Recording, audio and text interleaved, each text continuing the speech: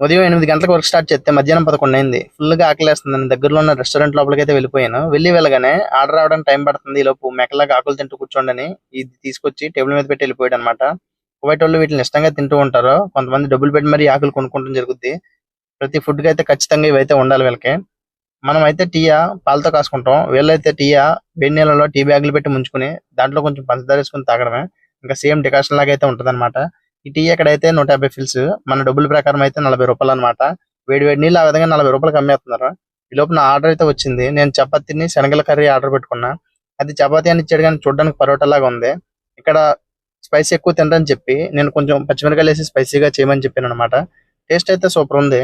కాకపోతే 3 చపాతీలు, శనగల కర్రీ ఆ విధంగా ఇక్కడ 750 ఫిల్స్. అంటే మన ఇండియా డబ్బుల ప్రకారం ₹210 అన్నమాట. ఆ టీకి, చపాతీలకి, ఈ శనగల కర్రీకి కలిపి ₹250 అయింది. ఇదే ఫుడ్ మన ఇండియాలో తింటే ఎంత అవుద్దో కింద కామెంట్ చేయడం మాత్రం మర్చిపోద్దు. ఈ వీడియో చూసిన తర్వాత లైక్ చేసి మన ఛానల్ సబ్స్క్రైబ్ చేయండి. Thanks for watching.